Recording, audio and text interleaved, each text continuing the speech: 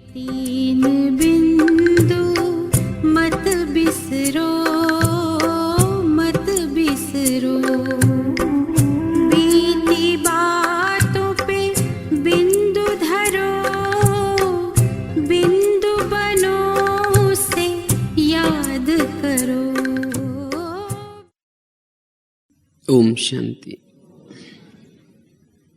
तो आज का टॉपिक है बिंदु रूप कैसे बने। आज बाबा की मुरली भी थी इसी के ऊपर, क्योंकि बिंदु रूप हमारी ये फाइनल स्टेज है।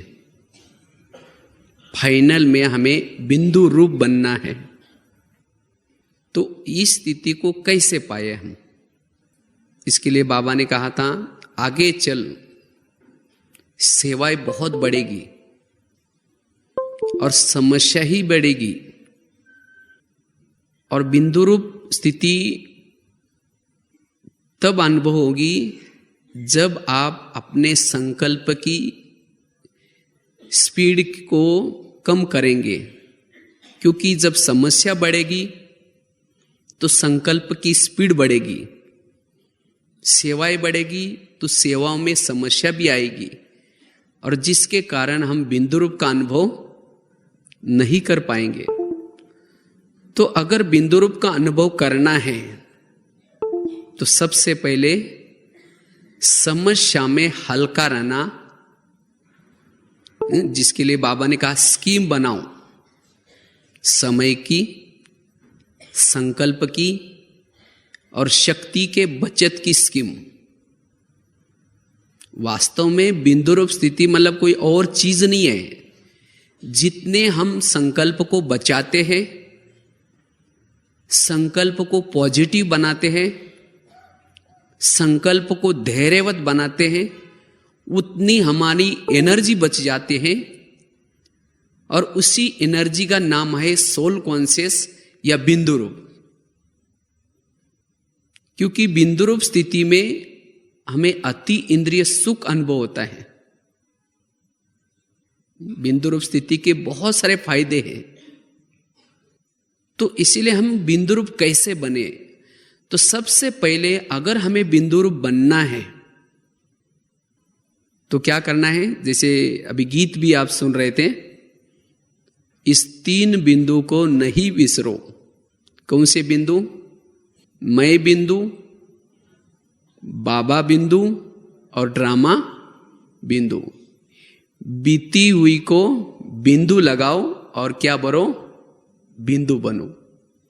बिंदु रूप स्थिति की अनुभूति करने के लिए जो अयथार्थ बातें हैं उसको हमें क्या करना है? बिंदु लगाना है। तो सबसे पहले हमें समस्या के समय हम अपने संकल्प की स्पीड को कैसे कम करें, हमें यह कला सीखना जरूरी है। इसलिए देखो बाबा ने यहां आकर के, क्योंकि हमें फाइनल में बिंदु रूप बनना है, इसीलिए बाबा ने सबसे पहले हमें कौन सा ज्ञान दिया? ड्रामा का ज्ञान। हर एक का पार्ट अपना अपना ये ज्ञान, जो हो रहा है वो कल्याणकारी हो रहा है ये ज्ञान, सेवा में बिजी रहो ये ज्ञान।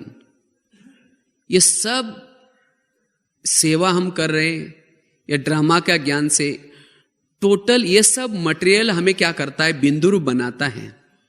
जैसे हलवा बनता है ना, तो हलवे के लिए सूजी, चीनी, तेल, कढ़ाई, खुरपा ये मटेरियल होता है। और इसी मटेरियल के बाद लास्ट में क्या बन जाता है? हलवा बन जाता है। तो इसी तरह हमें बिंदु रूप बनने के लिए ये जो सोमानों के पॉइंट, जैसे पिछली बार भी बाबा ने मुरली में कहा सोमानों में स्थित रहो, क्योंकि सोमानों में स्थित रहने से हम बनेंगे क्या? बिंदु बनेंगे। एकाग्र चित्त रहने से बिंदु बनेंगे। तो ये सब मटेरियल हमें जो ज्ञान का है किस लिए है? जो हम ओरिजिनल थे। ओरिजिनल क्या थे? बिंदु थे। तो वो बिंदु हमें बनना है, क्योंकि जो बिंदु रूप स्थिति में रहता है उसको इस संसार की कोई भी बातें दिखाई नहीं पड़ती, ना अपने तरफ आकर्षित करते हैं। उसको केवल अपना स्वरूप नजर आता है, और उसको अपना स्वरूप नजर आता है, साथ में जैसा अपना स्वरूप प्यारा है बिंदु रूप, वैसा ही अन्य का भी हम उसको स्वरूप नजर आता है। और बिंदु रूप स्थिति में रहने से हम अपने ओरिजिनल गुणों की अनुभूति कर सकते हैं। शांत स्वरूप, शक्ति स्वरूप, प्रेम स्वरूप, सभी गुणों की हम अनुभूति कर सकते हैं। और जब हम खुद उन गुणों की अनुभूति करते हैं तो औरों के भी हमें क्या नजर आते हैं? गुण नजर आते हैं। हर व्यक्ति प्यारा लगता है, हर परिस्थिति प्यारी लगती है, और उसका चेहरा कैसा रहेगा? हर्षित मुख। और उसी समय उसके दिल से क्या निकलेगा? पाना तासो पा लिया। अति इंद्रिय सुख मिलता है उसको, और यही वास्तव में जीवन मुक्त स्थिति है। जीवन में रहते हुए भी कैसे? मुक्त। इसीलिए बाबा बार बार कहते हैं कि बिंदु रूप बनो। और जब आप बिंदु रूप बनते हैं तो सतयुग का जो लाइफ है, उसी लाइफ का अनुभव आप यहां कर सकते हैं, उससे भी बढ़िया। तब लगता है कि मानव जीवन कितना सुंदर है, इस संसार में रहना कितना सुंदर है, कितना अच्छा है। आपको कोई भी समस्या में तंग नहीं होंगे, आपको पता ही नहीं चला कि कोई समस्या थी। इसीलिए बाबा कहते बच्चे क्या बनो? बिंदु। लेकिन ये बिंदु क्यों नहीं बन पाते? जैसे उसका पहला कारण बताया, समस्या है। समस्याएं हमें बिंदु बनने नहीं देती। जब समस्याएं आते हैं तो संकल्पों का बिखराव हो जाता है, अनेक संकल्प चलते हैं, और उसके कारण शक्तिशाली स्थिति का अनुभव नहीं कर पाते। तो इसीलिए सबसे पहले अगर हमारे सामने समस्याएं आते हैं, विघ्न आते हैं, उस विघ्नों में हम हल्के कैसे रहे, ये हमें कला सीखनी है। तो इस कला को सीखने के लिए हमें सबसे पहली जो बात पक्की करनी है, हमारे जीवन की जो भी समस्या है, उस समस्या में को पॉजिटिव रूप में लेना है। जितना पॉजिटिव रूप में लेंगे, वो समस्या आपको कैसी लगेगी? हल्की लगेगी। इसीलिए बाबा गीता का भी सार क्या है? जो हुआ अच्छा हुआ, जो हो रहा है वो अच्छा हो रहा है। वास्तव में हमारे ज्ञान का भी टोटल सार यही है। हमारे जीवन की हर घटना कल्याणकारी है। जो बीत गया वो भी कल्याणकारी था, जो बीत रहा है वो भी कल्याणकारी है, जो आने वाले समय में जो होगा वो भी कल्याणकारी। जिसको बाबा कहते बीती को बिंदी। और जब ऐसे हम बीती को बिंदी लगाना सीखते हैं, तब हमारी स्थिति कैसी रहेगी? बिंदु रूप स्थिति। क्योंकि जब हम उन समस्या का चिंतन करते हैं, उन बातों का चिंतन करते हैं, उन परिस्थितियों का चिंतन करते हैं, तो ज्ञान का चिंतन, सोमानों का चिंतन, आत्मचिंतन, परमात्मा चिंतन नहीं कर सकते। क्योंकि योग लगाने के लिए हमें अंतर्मुखी बनना पड़ता है, मन से पॉजिटिव सोचना पड़ता है। अगर हमारा मन निगेटिव सोच रहा है तो फिर निगेटिव सोचने से मन क्या होता है? भारी होता है, और भारी मन परमधाम में उड़ नहीं सकता, याद रखना है। जैसे मन होता है ना, एक तो लोहे का भी मन होता है, देखा ना, जिसे तोला जाता है। अगर उसी मन को आप ऊपर फेंको तो कहां जाएगा? जाएगा ऊपर। भारी मन नीचे आता है। इसी तरह आप अपने मन को कोई बीती हुई बातों का या समस्या का चिंतन करके मन को जब मन बनाते हैं, मन को जब भारी बनाते हैं, भारी मन परमधाम में नहीं जा सकता। तो फिर बिंदु रूप स्थिति की अनुभूति कैसे करेंगे? इसीलिए हमें क्या करना है? मन को हल्का रखना है, मन को भारी नहीं करना है। इसीलिए बाबा ने कहा कि समस्या के समय संकल्प की क्या करो? स्पीड को कम करो। और उसी समय हमें क्या करना है? ये ज्ञान यूज करना है। बिंदु रूप स्थिति बनाना मतलब कि वो लाल लाइट हो गई, गीत चालू हो गया, मैं बिंदु रूप करेंगे तो बिंदु रूप स्थिति नहीं बनेगी। बिंदु रूप स्थिति बनाने के लिए सारा दिन आपने क्या सोचा है, आपके मन ने क्या सोचा है, आपके मन की स्पीड कैसी थी, उसके ऊपर निर्भर है।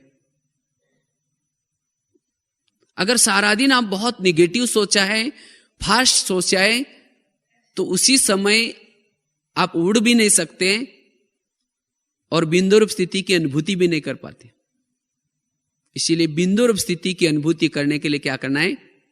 समस्या में हल्के रहना है। तो हम बीती को बिंदी कैसे लगाएं? देखो, आपके जीवन की हर घटना में क्या है? कल्याण हुआ ना। अगर आपके जीवन में कोई परेशानी नहीं होती, तो परेशानी नहीं होती तो हम तो यहां आते। या अभी भी जो कुछ परेशानी है या परिस्थिति है या परीक्षाएं है, वास्तव में परीक्षाएं व्यक्ति का विवेक को जागृत बनाते हैं। इसीलिए परीक्षा से घबराना नहीं है। और जितना जिसको परीक्षाएं ज्यादा आते हैं उतना वो व्यक्ति उपराम हो जाता है। कहते हैं एक माताजी भगवान के पास जाती है और भगवान को कहते हैं, भगवान मेरे जीवन में बहुत दुख का पार्ट है, मैं बहुत दुखी हूं। भगवान कहते हैं, ठीक है, तुम्हें ज्यादा दुख है ना, तुम अपने दुखों की सभी बातें क्या करना, एक चिटके पे लिखना और उसी चिटके को क्या करना, एक गठरी में बांधना। वो सभी बातों को लिख करके गठरी में डालना और उसी गठरी को गांव के बाहर एक वड़ का पेड़ है, उसी वड़ के पेड़ को तुम्हारे दुखों की गठरी टांग के आना। तुम्हारा ज्यादा है, मैंने पार्सलिटी की तुम्हारे साथ, तो इसीलिए तुम्हारा क्या करना, वहां टांग के आना। और उसी पेड़ों को बहुत सारे और भी दुखों की गठरियां बांधी है। तुम्हें जो भी उसमें से हल्की है लगे, जो भी पसंद आए, एक लेके आना।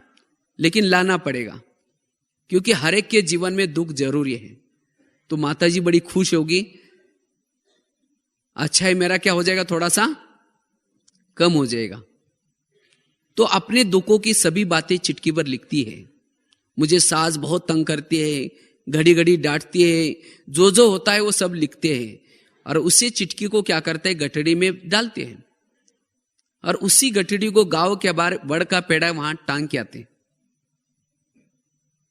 लेकिन जब दूसरे का लाने के लिए सोचते हैं तो उसको लगता है मेरी सास मुझे तंग करती थी, यही मेरा दुख था, और तो पति भी मेरा अच्छा है, घर भी इतना अच्छा है, बच्चे भी अच्छे हैं, सब कुछ ठीक है। अगर मैं दूसरे की गठरी लेके जाऊं, हो सकता है उसका पति शराबी होगा, हो सकता है उसके घर में गरीबी होगी, हो सकता है उसको पड़ोसी तंग करने वाले होंगे। इसीलिए फिर ठीक है, मेरी गठरी ठीक है, अपनी क्या करते, उतार करके लेके आते। तो वास्तव में हर एक के जीवन में जो दुख का पार्ट दिया हुआ है, किसी लिए दिया है? दुख का पार्ट उस व्यक्ति का कल्याण करने के लिए दिया है। अगर हमारे जीवन में दुख का पार्ट नहीं होता तो हमारा कल्याण कभी नहीं होता। क्योंकि जब भक्ति हम कब करते हैं, जब दुखी बनते हैं, इसीलिए भक्ति करते हैं। और जब भक्ति करते हैं तो भक्ति का फल क्या मिलता है, ज्ञान मिलता है। और जब ज्ञान मिलता है तो हम सत्युग में जाते हैं। तो क्या उस दुखों से हमारा अकल्याण हुआ? तो इसीलिए हमारे जीवन के दुखों का बड़ा धन्यवाद, जिन्होंने हमें बाबा मिलाया, जिन्होंने सत्यु की बादशाही दी। तो फिर उस दुखों में हमें क्या करना है? परेशान होना है? इसीलिए कहा है कि जो हुआ अच्छा हुआ, जो हो रहा है अच्छा हो रहा है। कई सोचते तो ये व्यक्ति ने मुझे तो जीना आराम किया, इतना परेशान किया, बस ये यहां से चला जाए तो हम बहुत अच्छे रह सकते। लेकिन उसके बजाय पॉजिटिव सोचना है, ये व्यक्ति मुझे तंग करके, मुझे तो कर्मातीत ही बना करके छोड़ेगा। बस पॉजिटिव सोचो। निगेटिव बातों को क्या बनाना है? पॉजिटिव। जो व्यक्ति आपको तंग कर रहा है, परेशान कर रहा है, अगर वो परेशान नहीं करता, तंग नहीं करता, तो आपकी बुद्धि किसके साथ लगती फिर? अगर कोई माता जी है, उसका अपना पति बहुत प्यार करता, बहुत स्नेह करता, तो उसका योग किसे लगता फिर? मेरा पति बहुत अच्छा है, कभी तंग नहीं करता, तो उसको बाबा याद आता। इसीलिए कहा है कि जीवन की हर घटना में क्या है?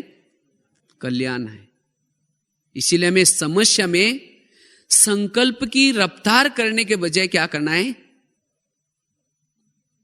समस्या के समय संकल्प कम चलाना है। और जितना हम संकल्प की बचत करेंगे, उतना हम क्या बनेंगे फिर? बिंदु रूप बनेंगे। वास्तव में समस्या ही मनुष्य को क्या बनाते हैं? महान बनाते हैं। समस्या ही व्यक्ति को शक्तिशाली बनाते हैं। तो इसलिए बिंदु रूप बनने के लिए हमें क्या करना है? इस समस्या में हल्के रहना है। और जो हल्का रहता है उसको कहा जाता है फरिश्ता। वही आत्म स्थिति में स्थित रह सकता है। आज रामायण, महाभारत, इसमें जो भी कुछ कथा कहानी है, वो कथा कहानी भी हमें यही सिखाते हैं कि जीवन की हर घटना में क्या है? कल्याण है। देखो, रामायण में दिखाते राम राज्य पर बैठने वाला था, अयोध्या का राजा बनने वाला था।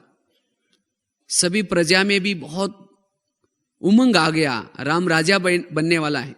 चारों तरफ अयोध्या को अच्छी तरह सजाया, और सजा करके रात के समय क्या हुआ? मंत्रा ने आकर के कैकेयी के कान में 2-4 बातें उल्टे सुल्टे डाल दी, और उसने वो सुन करके निर्णय गलत लिया। क्या किया? राम राज्य पर बैठने के बजाय राम को कहां भेजने का निर्णय किया? वनवा में। अगर कोई ये रामायण देखता है तो मंत्रा का पाठ देख करके कितना निगेटिव सोचे, देखो कितना उसने क्या क्या गलत किया। अगर वास्तव में देखा जाए मंत्रा ये काम नहीं करती तो राम वनवा में, अगर मंत्रा ये नहीं करते तो राम वनवा में नहीं जाता, और जब वहां राम वनवा में नहीं जाता तो रावण को नहीं मारता, और राम की महिमा नहीं होती। राम की महिमा किसके कारण है? मंत्रा के कारण है। तो इसी तरह हमारे जीवन में भी कोई मंत्रा का पार्ट बजाए। मेरे घर में कोई इधर की बातें उधर करके मेरा घर तोड़े, या मेरे घर में कोई समस्या पैदा करे, या बड़ों को कुछ बातें सुना करके मेरी ट्रांसफर यहां से दूसरी तरफ करे, तो मुझे क्या करना है? उसमें भी कुछ ना कुछ कल्याण समझ करके चलना है। लेकिन ऐसे समय पर हम क्या करते हैं? उस व्यक्ति के लिए बदवाएं निकलते, इसने तो मेरा ऐसा किया है, नहीं तो मैं तो बहुत यहां अच्छा था, इसके कारण तो मेरा ऐसा हुआ है। लेकिन वास्तव में आपके जीवन में हर घटना में कुछ ना कुछ जरूर कल्याण होगा। अगर आप वहां से ट्रांसफर होंगे, हो सकता है आपको ज्ञान मिला होगा, हो सकता और भी कुछ कल्याण होगा। तो इसी तरह हमें क्या करना है? जीवन की हर घटना में जो कुछ घटनाएं होती है उसको क्या करना है? पॉजिटिव लेकर के अपने संकल्प को बचाना है। आज ब्राह्मणों का योग क्यों नहीं लग रहा है? या योग में जो बिंदु रूप स्थिति की अनुभूति नहीं क्यों हो रहे? क्योंकि समस्या का चिंतन, चाहे ब्राह्मणों के तरफ से समस्या चल रही, चाहे शरीर के रोग के तरफ से समस्या चल रही, चाहे कोई ना कोई समस्या, और हर एक को समस्या जरूर है। तो इसीलिए समस्या में अगर मुझे बिंदु रूप की अनुभूति करनी है, ज्ञान योग का अनुभव करना है, तो संकल्प को कैसे चलाना है? संकल्प की स्पीड को कम करना है। क्योंकि जब तक आपका मन स्थिर नहीं होगा, जब तक आपका मन कम नहीं सोचेगा, तब तक आप शक्तिशाली नहीं बन सकते, तब तक आप आत्मदर्शन नहीं कर सकते। जैसे पानी शांत होता है तो शांत पानी में आप अपना चेहरा देख सकते हैं अच्छी तरह। अगर पानी में पत्थर डालो तो क्या हो जाएगा? चेहरा दिखाई पड़ेगा, हिलेगा वो पानी। इसी तरह अगर आपके मन में हलचल है तो आप स्पष्ट रूप में आत्मदर्शन नहीं कर सकते। इसीलिए सारा दिन कोई व्यक्ति आकर के माया क्या करते हैं? रोज पत्थर डालने की कोशिश करते हैं। वो किसी का रूप धारण करेंगे, चाहे ब्राह्मणों का रूप धारण करेंगे, चाहे कोई पति का रूप धारण करेंगे, और आपके मन में पत्थर डालने का प्रयास करेंगे। लेकिन आपको क्या करना है?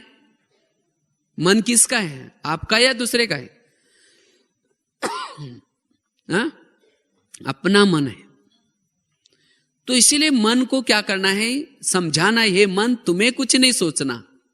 वो चाहे कितना भी पत्थर डाले, आप चुप बैठो। और जब आपका मन सोचेगा ही नहीं, मन शांत रहेगा, तब जाकर के आप शाम को जब योग लगाएंगे, उस योग में आप अपने सोमानों के अभ्यास में स्थित रह सकते हैं। उस समय ज्ञान का चिंतन कर सकते हैं, शिव बाबा का गुणगान कर सकते हैं, ज्ञान का मनन चिंतन कर सकते हैं। अन्यथा क्या हो जाएगा? अगर वो किसी ने पत्थर डाला, विघ्न डाला, किसी ने कुछ बोला, तो जब एकांत में बैठेंगे वही बातें याद आएगी।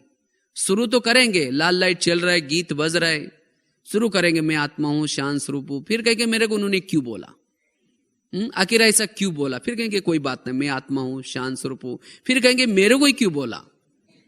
आधा घंटा तक आपका कौन सा चिंतन चलेगा? यही चिंतन चलेगा। तो कैसे बिंदु रूप स्थिति की अनुभूति करेंगे? इसीलिए हमें क्या करना है?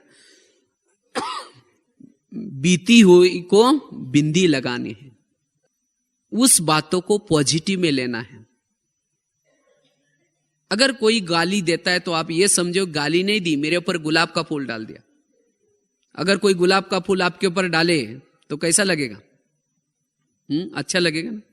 तो जिस दिन किसी ने गाली दी, कोई इंसल्ट किया, जब आप योग में बैठेंगे तो बाबा कहो, बाबा आपने बहुत अच्छा भगत भेजा था, उसने बहुत अच्छा फूल डाल के गया, आपका बहुत बहुत धन्यवाद। और जो यहां गाली देगा, इंसल्ट करेगा, वही व्यक्ति दोपहर में क्या करेगा? रोज आकर के गुलाब का फूल डालने का काम करेगा। तो आपको भगत चाहिए कि नहीं चाहिए? हाँ? इसीलिए हर बातों को सारा दिन क्या करना है? पॉजिटिव लेने का प्रयास करना है। और जब पॉजिटिव लेने का प्रयास करेंगे तो आपका मन क्या करेगा? सोचेगा नहीं। आपका मन क्या करेगा?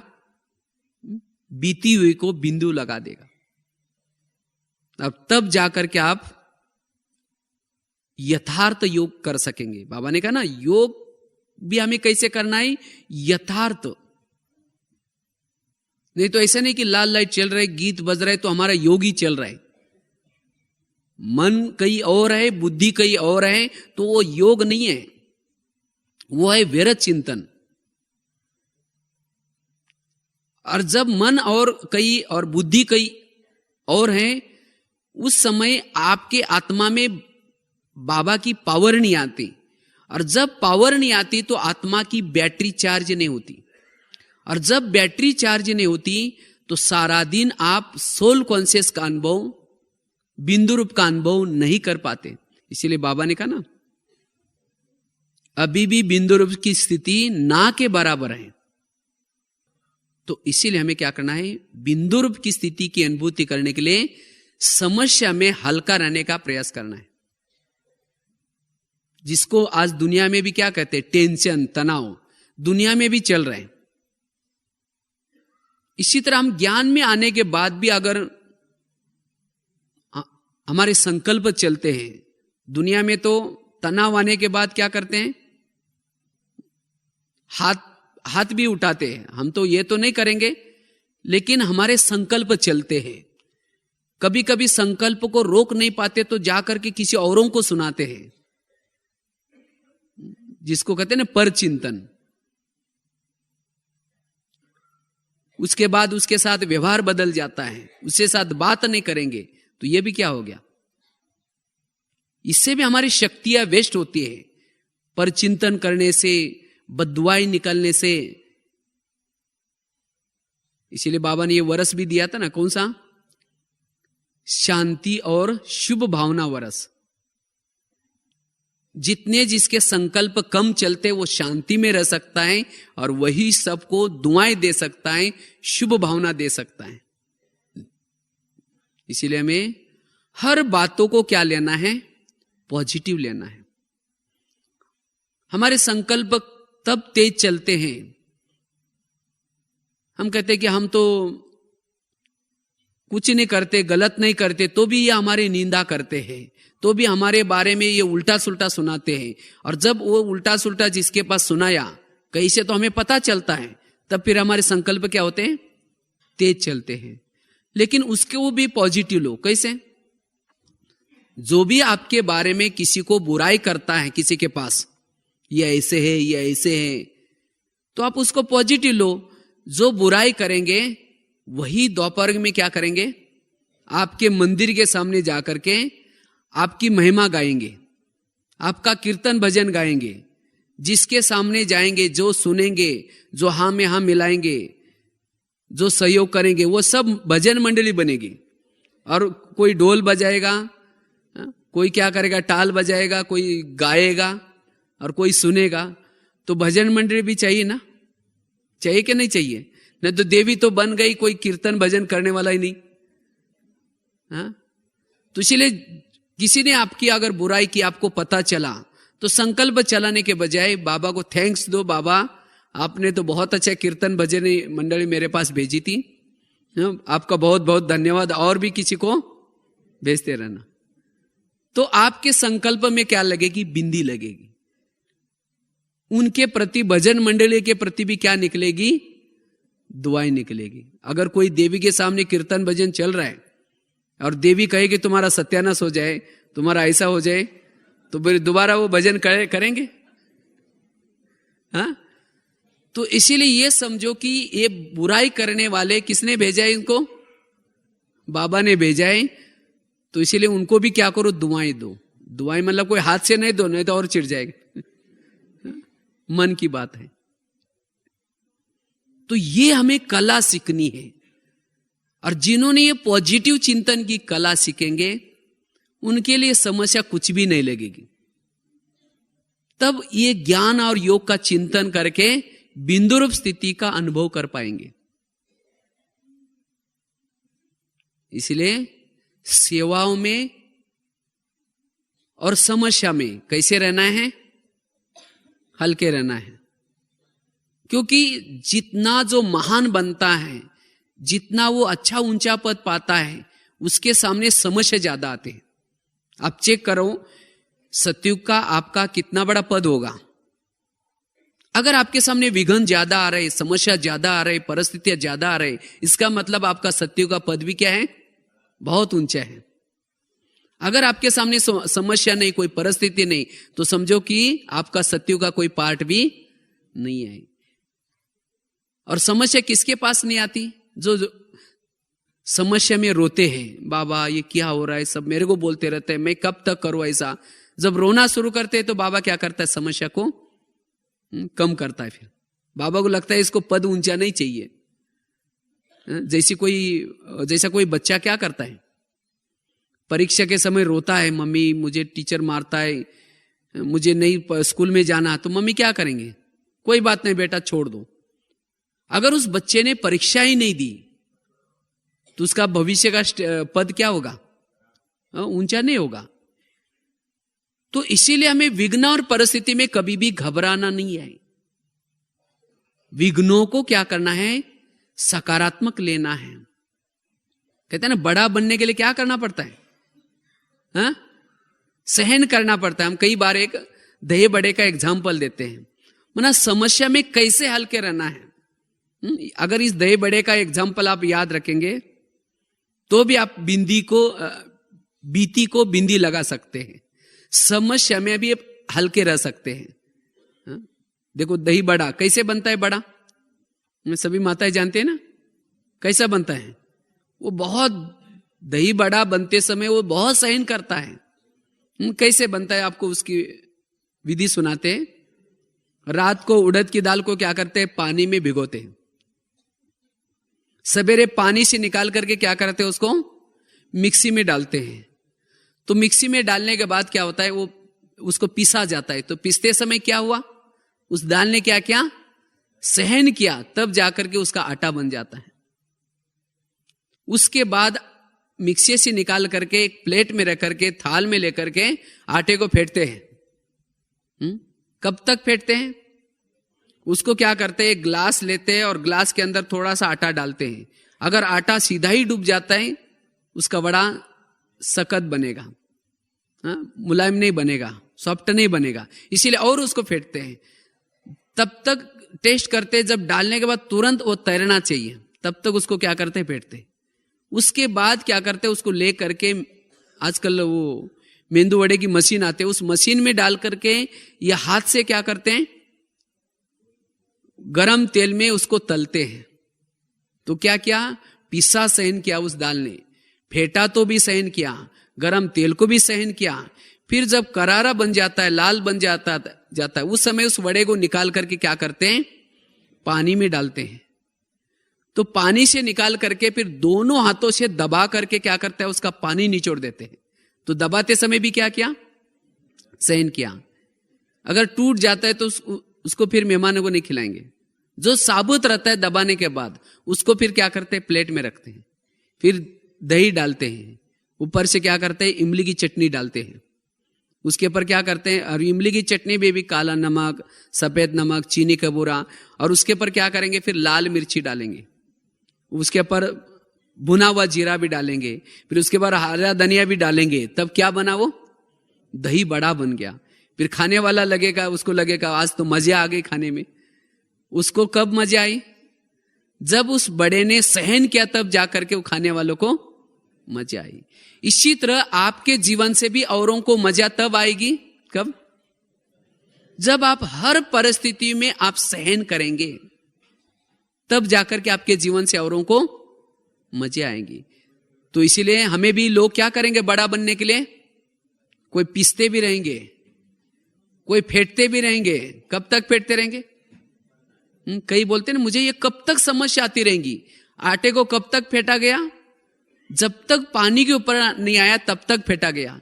इसी तरह हमें भी तब तक फेंटे जाएंगे, समस्या आती रहेंगी, जब तक ऊपर नहीं जाएंगे तब तक। तो इसलिए क्या करना है? जो भी बातें आएंगी समझो कि हम बड़े मरने जा रहे हैं, इसीलिए उस बातों को बिंदी लगाना है। उसके बाद गर्म बातें भी आएंगी, कोई फुलाना शुरू करेंगे, महिमा भी करेंगे आपकी। वही महिमा करने वाले लोग दबाना भी शुरू करेंगे कुछ दिनों के बाद। कुछ दिन के बाद वही परेशान करेंगे। फिर हमारा दिल टूट जाता है, ये क्या हो रहा है? इन्हीं बच्चों को मैंने पढ़ाया था, इन्हीं बच्चों को मैंने सिखाया था, अभी देखो कितने मुझे तंग कर रहे हैं। तो रोना शुरू करते हैं, तो बड़े टूट गए। तो इसीलिए टूटना उसी समय भी नहीं है। अगर उसमें भी साबुत रह गए तो फिर नमक मिर्ची लगाना शुरू करेंगे। आपके बातों को उल्टी सुल्टी सुना करके बड़ों को आपका नाम खराब करेंगे, लेकिन उसको भी क्या करना है?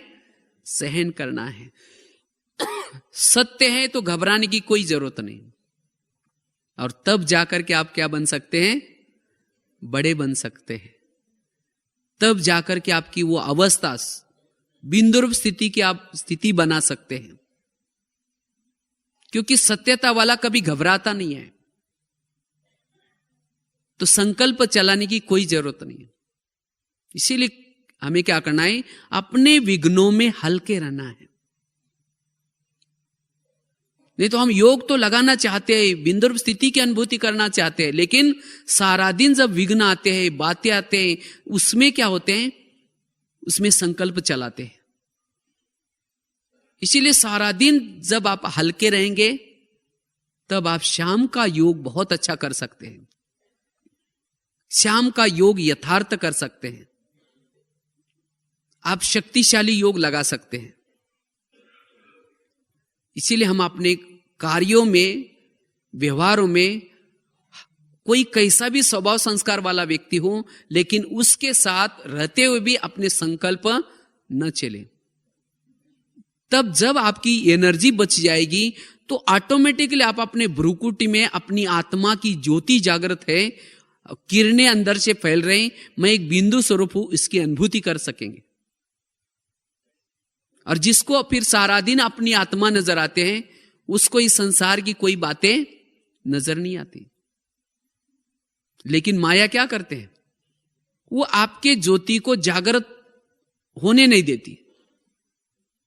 वो प्लान बनाते कि आज मैं कौन सा रूप धारण करूं।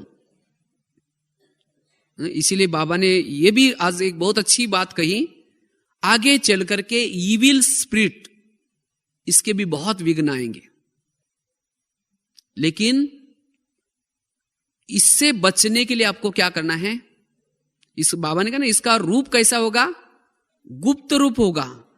अपने साथियों के द्वारा ईविल स्पिरिट वाली आत्माएं आकर के आपकी परीक्षाएं लेंगे, आपके मन में हलचल पैदा करेंगे।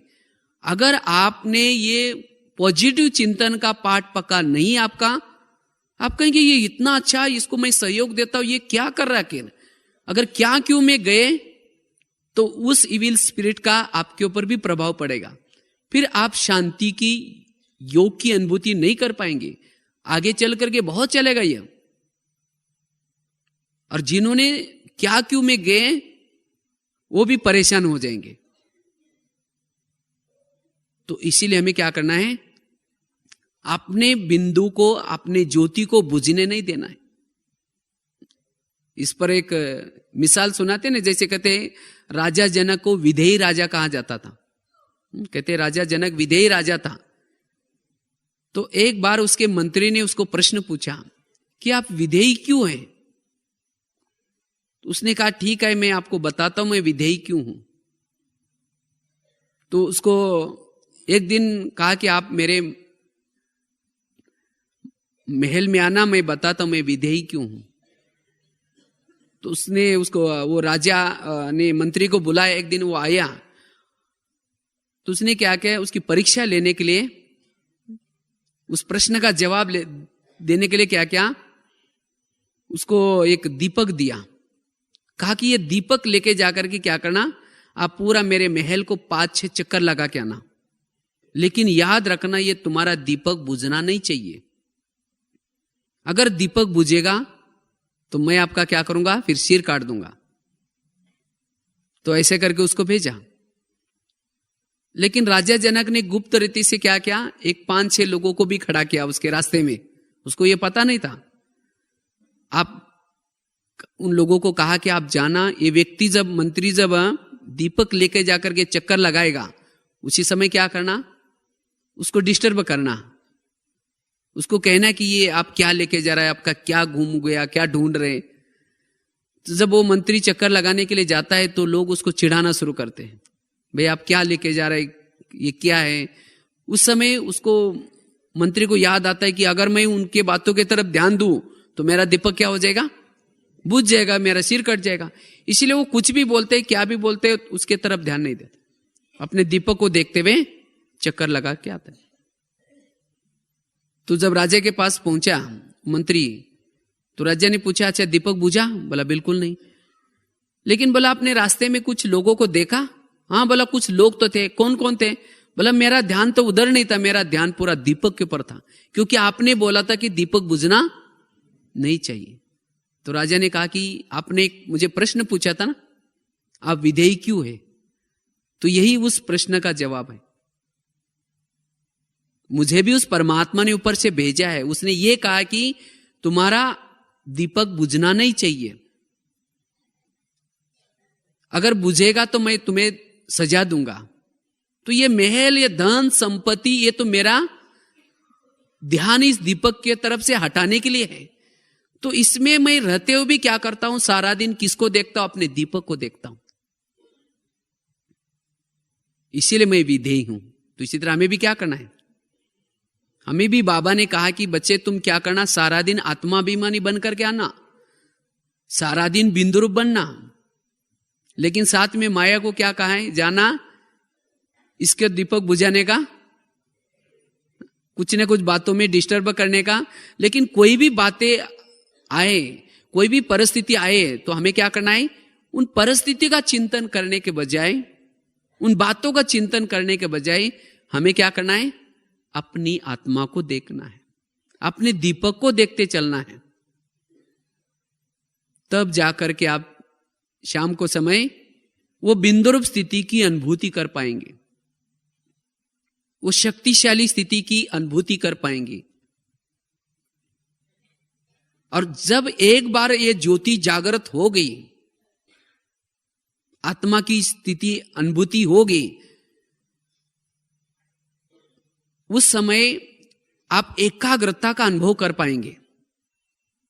और जब आपके जीवन में एकाग्रता आ गई, आपके आत्मा के अंदर जो विकर्म बने हैं, वो बाबा कहते हैं ना, विकर्म विनाश। ये विकर्म विनाश क्या है? जितने आपके संकल्प कम चलेंगे, जितने पॉजिटिव संकल्प चलेंगे, उतना हम शक्तिशाली स्थिति का अनुभव कर पाते हैं। और जैसे लगेगा हम एक ज्वाला स्वरूप स्थिति की अनुभूति कर रहे हैं। जैसे सूरज है ना, सूरज किरणें फैलाता है, इसी तरह अपने आप को अनुभव करेंगे कि मैं इस शरीर में एक सूर्य की तरह बैठा हूं और मेरे से चारों तरफ किरणें फैल रहे हैं। और इस स्थिति से शरीर के इंद्रियों में शीतलता आएगी, अंग अंग शीतल बन जाएगा, और बिंदुरूप स्थिति से वाइब्रेशंस फैलता जाएगा। यह बहुत बड़ी सेवा है। और जब बिंदुरूप स्थिति बनेगी, तो जैसे कहा ना, एक तो दूसरे की बुराई हमें नजर नहीं आएंगे, लेकिन आप सबको गुणवान नजर आएंगे। इसीलिए हमें क्या करना है? ये स्थिति को प्राप्त करना है। लेकिन इसके लिए जैसे बताया ना, ये क्यों नहीं चलती, क्यों नहीं स्थिति रहती? क्योंकि सारा दिन के समस्या है, सारा दिन के विघ्न। इस विघ्नों में पहले हमें क्या करना है? हल्के रहना है। इसीलिए बाबा ने ये भी कहा ना, आज भी कहा, 3 प्रकार की सर्टिफिकेट लो। कौन सा सर्टिफिकेट? एक तो सभी का सर्टिफिकेट, साथियों का सर्टिफिकेट लेने के लिए सबको क्या करना है? रिगार्ड, रिस्पेक्ट देना है। बाप से सर्टिफिकेट लेने के लिए सच्चाई और सफाई में रहना है। और स्वयं से सर्टिफिकेट लेने के लिए क्या करना है? श्रीमत पर चलना है। और तब हम क्लियर रह सकेंगे, वो बिंदुरूप स्थिति की अनुभूति कर पाएंगे। और सारा दिन हमारी वो अवस्था रहे, इसके लिए हमें अमृत वेला का योग पावरफुल करना है। जितना हम अमृत वेला का योग पावरफुल करते हैं, उतना सारा दिन हम वो बिंदुरूप स्थिति की अनुभूति या अंदर से सोल कॉन्शियस स्थिति की अनुभूति कर पाते। अमृत वेला का योग हमें क्या करना है? शक्तिशाली। और सोमानु के अभ्यास भी करना है।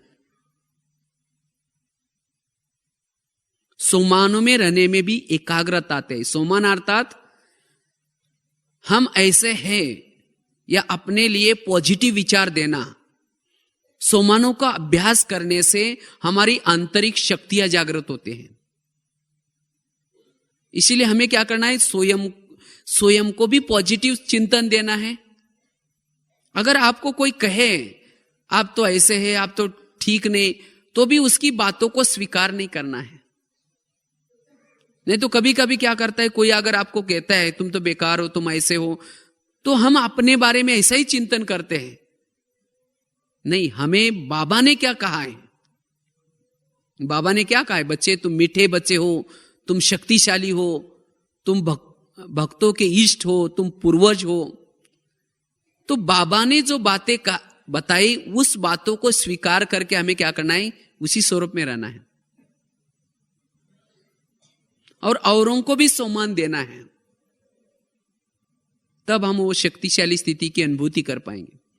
और जब भी हम योग भी लगाते हैं, उस सारा दिन बिंदु रूप की अनुभूति करने के लिए योग हमें, बाबा कहते हैं यथार्थ लगाओ। जब भी आप योग में बैठते हैं, उसी समय बाबा से शक्ति लेकर के चार्ज करो आत्मा को। जब चार्ज करेंगे तो सारा दिन सोल कॉन्शियस में अशरीरी स्थिति की अनुभूति में रहेंगे। कोई भी परिस्थिति में आपके संकल्प फिर ज्यादा नहीं चलेंगे। अगर आपका योग ठीक नहीं लगा बैठ करके, अगर बैठ करके योग ठीक नहीं लगा, तो फिर सारा दिन कोई कुछ भी कहता है, कोई भी अपमान करता है, तो उसके संकल्प चलेंगे। इसीलिए हमें क्या करना है, बैठ करके योग ठीक लगाना है। जैसे आजकल मोबाइल निकला है ना, मोबाइल फोन, तो मोबाइल की बैटरी को चार्ज कैसे करते हैं, कैसे करते हैं, उसको प्लग के पास ला करके रख देते हैं, और प्लग के पास रख करके क्या करते हैं, उस चार्जर का जो अडाप्टर है उसको क्या करते हैं, प्लग के अंदर डालते हैं। तब वो बिजली का करंट आता है और क्या होता है, वो बैटरी चार्ज हो जाते हैं और सारा दिन वो बैटरी क्या करते हैं, काम में आते हैं। फोन कर सकते हैं, रिसीवर भी कर सकते हैं। तो इसी तरह हमें भी अपनी आत्मा की बैटरी को चार्ज करना है। तो क्या करना है, हम क्लासरूम में आ गए, माना प्लग के पास आ गए, माना बैटरी हमने प्लग के पास रख दी, क्लास के अंदर आ गए, लेकिन इतना ही नहीं चलेगा। जैसे उस चार्जर को ला करके आप प्लग के पास केवल रखो नजदीक, उसका जो चार्जर का जो अडाप्टर है उसको अगर प्लग के अंदर डालो ही नहीं, तो बैटरी चार्ज हो जाएगी क्या? इसी तरह केवल हम क्लास में आकर के बैठ गए या बाबा के कमरे में आकर के बैठ गए, इतना नहीं चलेगा। लेकिन इसके साथ क्या करना है, मन और बुद्धि की तार क्या करना है, परम धाम में शिव बाबा के साथ ज्वाइन करना है। मन और बुद्धि दो तारे हैं, एक पॉजिटिव तार, दूसरी निगेटिव तार। जैसे अगर वो एक ही तार डालते हैं तो बैटरी चार्ज नहीं होती। तो इसी तरह आपने केवल मन ही बाबा में लगाया, बुद्धि नहीं लगाई, तो भी बैटरी चार्ज नहीं होंगी। तो दोनों तारों को हमें क्या करना है, बाबा के साथ ज्वाइंट करना है। तब जाकर के हमारा योग लगेगा। अच्छा समझो तारे तो डाल दी, लेकिन रात भर उसका वो प्लग का बटन बंद था, रात भर बटन ऑफ था, तो क्या हो जाएगा, बैटरी चार्ज नहीं होंगी। इसी तरह हमने मन बुद्धि बाबा में लगाई, लेकिन स्मृति का स्विच ऑफ है, कुछ सोचा ही नहीं, डर होकर के बैठे बस सिर्फ, तो क्या हो जाएगा, चार्ज हो जाएंगे। लेकिन नहीं, हमें बैठ करके क्या करना है, अंदर से स्मृतियां करना है। क्या स्मृतियां करना है, बाबा ने मेरे ऊपर कितने बड़े उपकार किए हैं, उस उपकारों के गहराई में जाऊं। क्या उपकार किए हैं, कहां विकारों के गटर में थे, बाबा आपने मुझे उठाया, गले लगाया, मेरे दुखों के आंसू पोंछे, मुझे क्या से क्या बनाया। इसी तरह बाबा के उपकारों को क्या करो, याद करो। बाबा ने जो ज्ञान सुनाया उसको याद करो। क्या ज्ञान सुनाया, बच्चे तुम तो एक ज्योति स्वरूप आत्मा हो,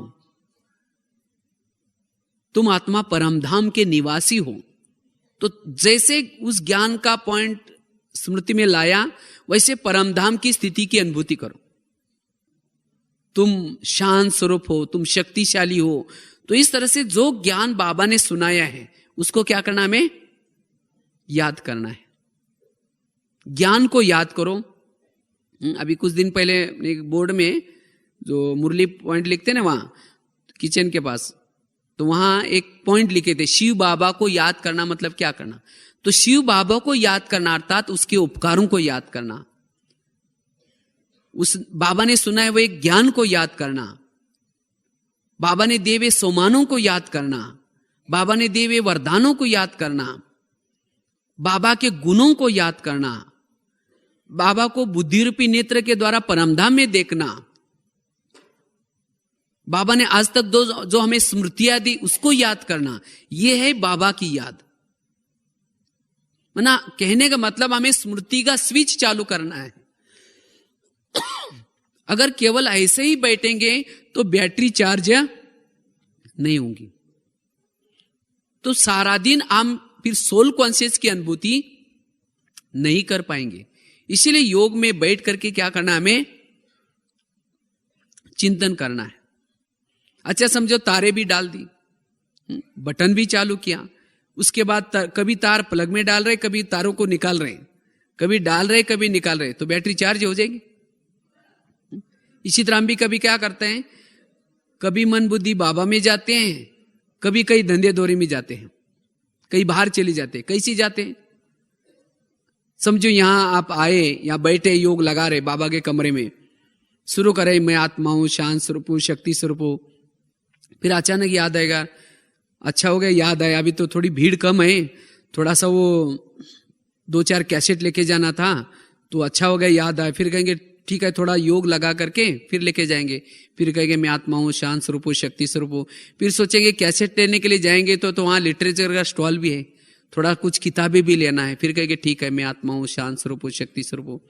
फिर सोचेंगे थोड़ा ऊपर घूम करके भी आते हैं माउंट आबू में, ठीक है फिर कहेंगे मैं आत्मा हूं, शांत स्वरूप हूं। फिर सोचेंगे कुछ बाहर के से जा करके कुछ खरीदारी भी करके लेके आते हैं, फिर कहेंगे ठीक है मैं आत्मा हूं, शांत स्वरूप हूं। फिर सोचेंगे मेरे साथ जो माता जी आई उठ के गई तो नहीं होगी, पीछे मुड़ करके भी देख रहे हैं। मना कभी तारे परमधाम में बाबा में लगा रहे, कभी निकाल रहे, यही चलता है ना। कई बार हमने एक बहुत अच्छा एग्जाम्पल देते हैं। समझो आप यहां बैठे तो ये समझ आते हैं, घरों में क्या होता है, समझो कोई माता जी योग लगाने के लिए जा रहे हैं, योग लगाने के लिए जा रहे हैं और जाते जाते देखा कि बहुत अच्छा बैंगन की सब्जी है, क्लास के लिए जा रहे हैं, लेकिन सवेरे सवेरे कोई सब्जी का गाड़ी वाला जा रहा है। फिर सोचेंगे बहुत अच्छी सब्जी आई है, चलो आज शाम को इसकी सब्जी बना देंगे, लेकिन सोचेंगे पहले जा करके योग लगा करके मुरली सुन करके वो सब्जी लेके जाएंगे। फिर गए सेंटर पर, लाल लाइट चल रहा है, गीत बज रहा है, शुरू करेंगे मैं आत्मा हूं, शांत स्वरूप हूं, शक्ति स्वरूप हूं। फिर सोचेंगे अरे थैली तो लाए नहीं, वो बैंगन कैसे लेके जाऊं।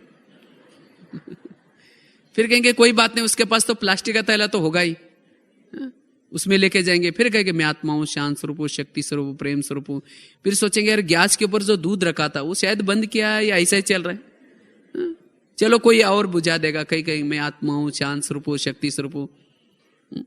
फिर सोचेंगे अरे वो घर में तो मेहमान आने वाला था और मैंने तो सोचा था उसके लिए वो छोले बनाओ, लेकिन रात को तो भिगो ही नहीं, और अभी क्या बनाए, क्या खाएंगे, चलो कुछ बना ही देंगे।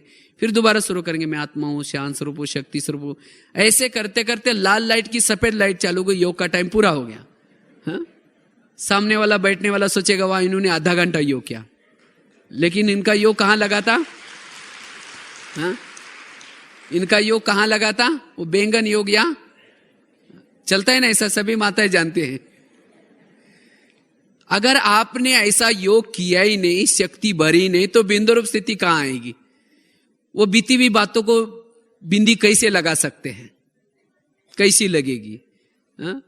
क्योंकि बीती हुई बातों को बिंदी उसको लग सकते हैं जिन्होंने योग में अनुभूति की, जिन्होंने योग में शक्तिशाली अनुभूति की, आत्म सुख पाया, और उसी सुख के सामने किसने अपमान किया, निंदा किया, वो सब बातें फीकी लगेगी और उसके लिए लगेगा यार छोड़ो छोड़ो क्या करना है। समझो जिस दिन आपका योग अच्छा लगता है, उसी समय जब योग आपका अच्छा लगता है, अब आपको कोई भी बोलता है तो आपको लगेगा कोई बात नहीं, बोलने दो, जाने दो, मुझे शांत अच्छा लग रहा है। तो इसीलिए अगर आपको बीती को बिंदी लगानी है तो क्या करना है, जब योग लगाते वो योग को आप कैसे लगा दो, विधि पूर्वक लगा दो।